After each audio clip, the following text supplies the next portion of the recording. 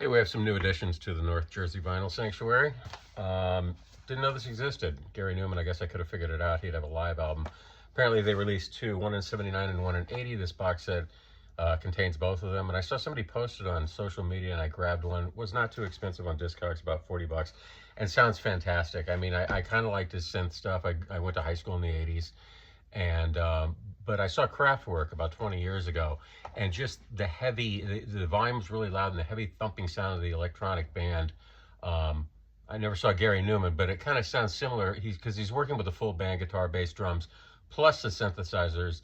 It's all a little more aggressive and over the top than the studio versions, and the synthesizers are fat and juicy. So this is really a good score. Muslim Gauze. Anybody know Muslim Gauze? If you had to put him somewhere in a record store, I would say he goes in the noise section.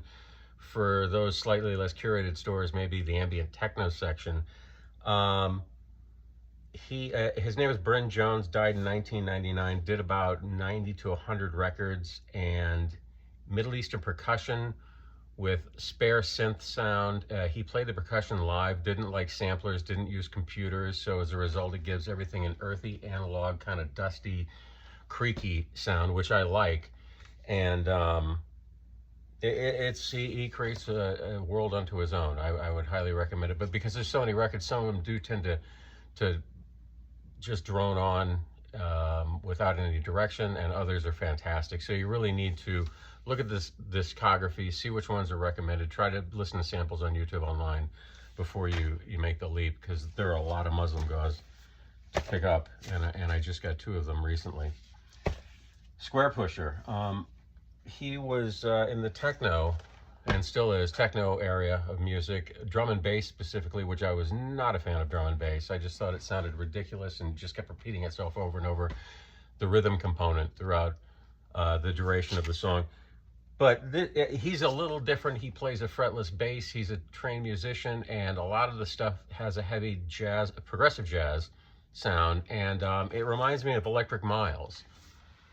And another one I would highly recommend. Egberto Gismonte. I just picked up two by him, and these are both full band albums. A lot of his stuff is going to be solo guitar. He is a Brazilian multi-instrumentalist, plays predominantly guitar, and his stuff reflects the rich musical diversity of Brazil, but it leans towards jazz. He's definitely got a jazz leaning, so that's probably where, if you had to file it somewhere, it'd probably be in jazz or world music, one or the other. He's got a vast catalog, some stuff of just him playing acoustic guitar with percussionist Nana Vasconcelos, which I love those records. Great late night records if you're reading the paper, cleaning the kitchen, put those on. Like I said, these are more full band with brass, guitar, bass, but you can't go wrong. I mean, in this day and age where you can listen to anything online, check them out. I think if you don't know them, it'll be a welcome addition to your collection. The latest soul jazz, well, I don't know if, I think this was a recent soul jazz that came out this year. They're doing more punk. They did a lot of punk volumes, and this is DIY, do-it-yourself, punk, post-punk, punk, funk. They crank out a lot of compilations. They're kind of like what Rhino was in the early 90s. If anybody remember when CDs were king and Rhino was putting out different compilation series like every few months? That's soul jazz now.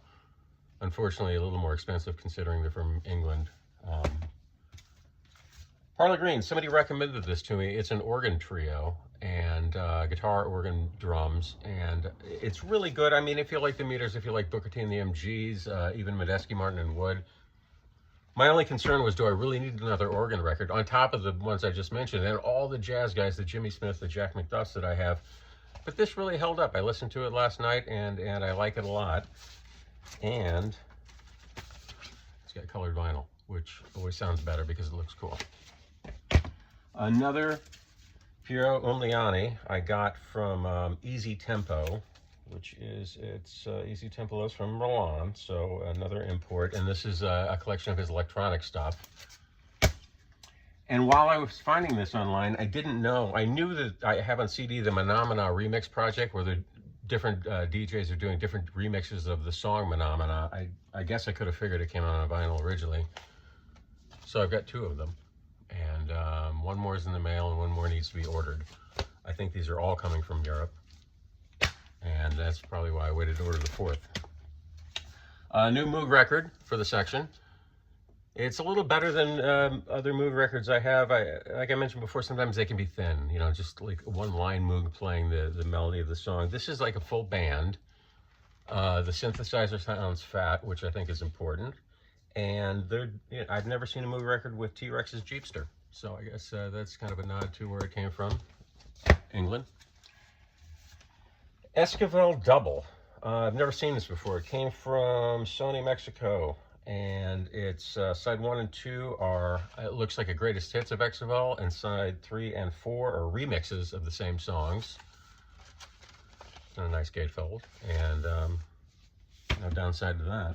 Go-Go Guitars. I got this at a record fair recently. Jerry Cole. He was a guitar studio guy who was in the Wrecking Crew. Shows up on Byrds Records, Beach Boys Records. In the early 60s, he was doing surf, a little hot rod influence, but mostly surf stuff. Sundays reissued these, which are great.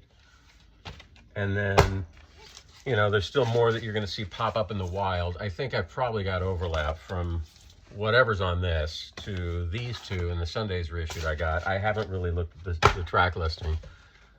But Animated Egg was apparently, you know, another one of these studio creations, guys from the Wrecking Crew and things like that, and it was passed off as a psychedelic group called the Animated Egg. It's all instrumental, and it's Jerry Cole.